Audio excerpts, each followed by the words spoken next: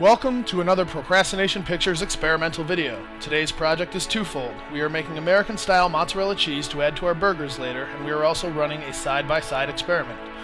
The first stage in making cheese is to sterilize your pots. Add a half an inch of water to your pot and cover, bring to a boil for 5 minutes, empty the pot, and you are ready to go. Next, you want to add milk to your pot. You can see where you're using a store-bought whole milk. Raw milk is better if you have access to it. If you're going to use raw milk, omit the calcium chloride from the recipe. This is only added to store-bought milk because the processing removes just enough calcium for this not to work.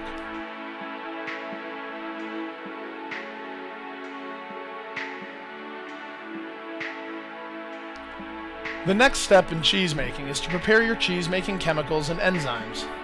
In each of the ramekins on the counter, I have placed a 1/4 cup of cool non-chlorinated water. I will be using them from the front to the back. In the first ramekin, I will place a half a teaspoon of calcium chloride. Be sure to mix this well to disperse and dissolve it. In the second ramekin, I'll be placing 1½ teaspoons of citric acid.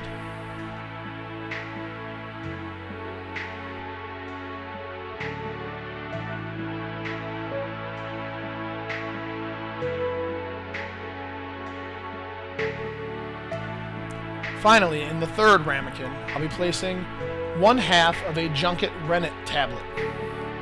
Be sure to stir each of these after adding to disperse and dissolve.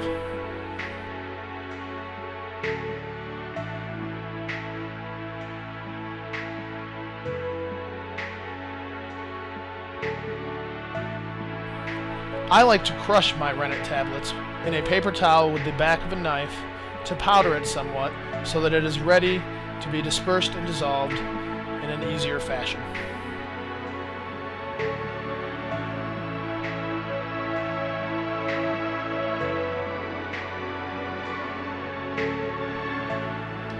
Now this is where the experiment begins.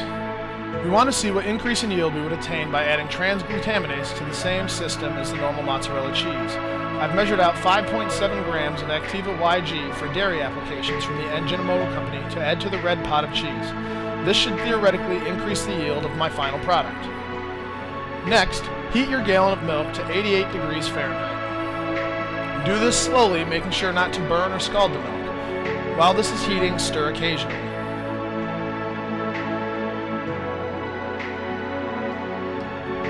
Once the milk reaches 88 degrees Fahrenheit, turn off the heat and begin to add your solutions one by one, stirring well to homogenize. Add the calcium chloride solution first.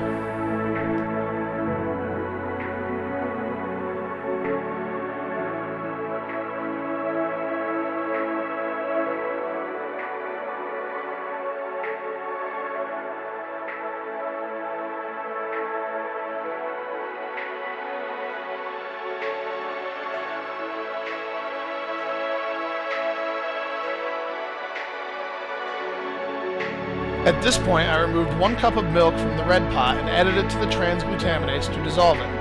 Next, I added the citric acid solution, and you can see how fast it begins to curdle in the next shot.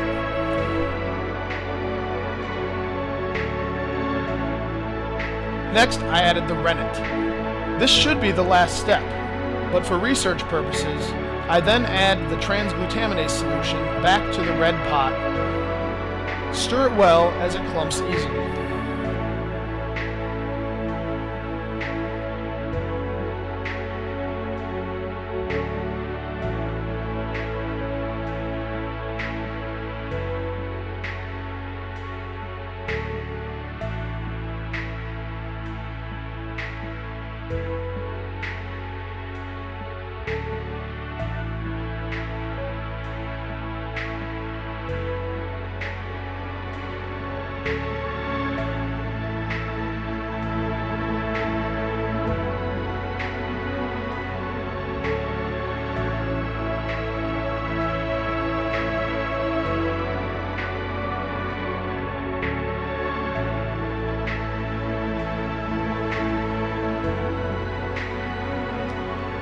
Cover the pots and let them sit for 2 hours or so until a clean break is achieved.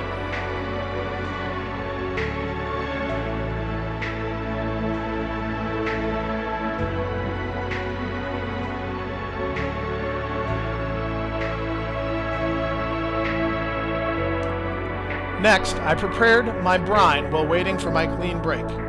I'm using my clean milk bottles to prepare it. I added 1 quart of water to each.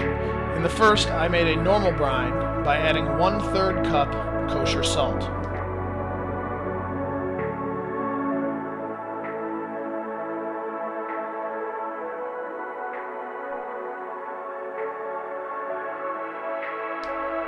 In the second, I made an applewood smoked sea salt brine by adding 1/3 cup applewood smoked sea salt from myspicesage.com.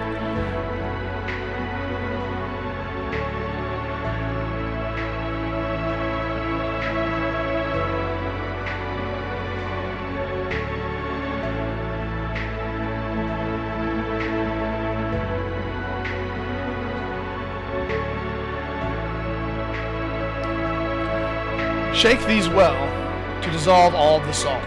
Then cover with plastic wrap and return to the refrigerator until you're ready to use.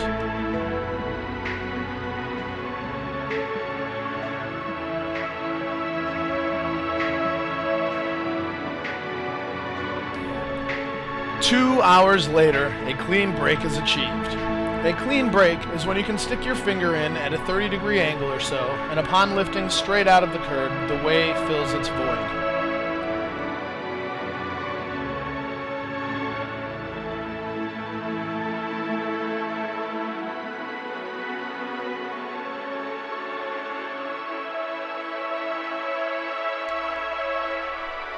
Stay tuned for part 2, where we finish up the mozzarella cheese and you get to see the results of our experiment.